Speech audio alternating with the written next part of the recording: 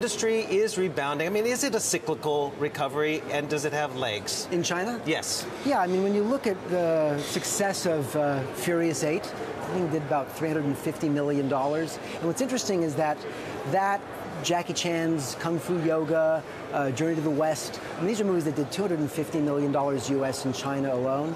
And you go on down, it's doing really, really well.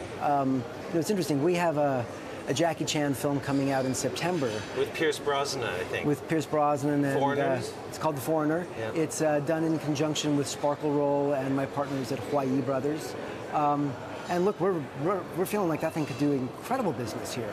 So if it works here and elsewhere, we're in good shape. How's your model really working when the big studios in Hollywood are going for the big blockbusters? Sure. Even China is as well, with the Great Wall and big budgets. You go for the sweet spot in between, the $20 to $40 million range? Yeah, when we formed STX, we had a very simple observation, which was the 6 major studios were making fewer but more expensive films. They were taking their resources and pushing them towards these very large franchise films, which left this interesting vacuum in the middle where you could make a movie with a star in a signature role for $20, $30, $40 million and have it work really, really well.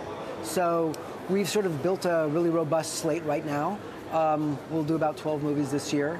All with major global stars, and it's, again, as I say, it's a star in a signature role. So it's a slightly different model than what the majors are doing, but we very much believe in it. Now, you also had pretty much an exclusive partnership with Huayi Brothers for distribution and all the other back-end things and getting a movie out. And I interviewed James Wang Zhonglei, sure, who's the co-founder of Huayi Brothers. I believe it was in March or April, and he said he wants to re-sign or renew and expand. And that agreement, a 3-year agreement, expires next year. Are you in the negotiations now? Yeah, look, the Huayi Brothers have been spectacular partners, and when we formed STX, we wanted China to be part of the DNA of the company. So instead of us just being one of those companies that is trying to reach our hand into China, we wanted to bridge these two very, very large markets. I mean, ultimately, if you have both America and China, you've got about 80% of the market that matters. So when we built this, we were incubated with Bill McGlashan at TPG, yes, and John Zhao at Honey Capital, who's one of China's largest private equity firms. And also Tencent and PCCW. Tencent and PCCW. So we've been really, really obsessed with making sure that our partners are smarter than we are, more connected than we are, and make sure that we do everything right. And Huayi has been an integral part of that. So I think, if anything, a lot of the success that we've had so far has been that we've had the right partners. James Wang talked about wanting to expand the partnership. How do you see that going forward? Sure. So, we started with the movie division, but we've got 20 some odd movies in the TV shows in the pipeline. We've become the biggest provider of VR content to both Google and Facebook.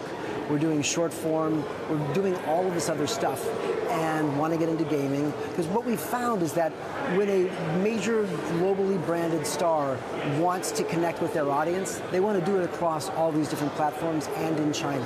So it's been important that we have that infrastructure in place. Now, we talked about some of those key investors. How is your fundraising for that slate of films that you want to do? Is an IPO in the cards? I mean, you've talked about it, you've toyed with it. How far? We've got a lot of options right now. That would be a really good option. Not allowed to talk about that kind of stuff, but that would be a really, really good option. Ultimately, the goal is to have access to even more capital. Right now, we're fully funded to do everything that we need to do.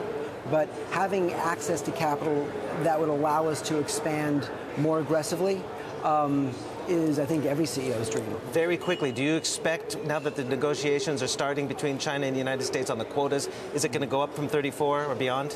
I mean, all the guidance is it absolutely will. Okay.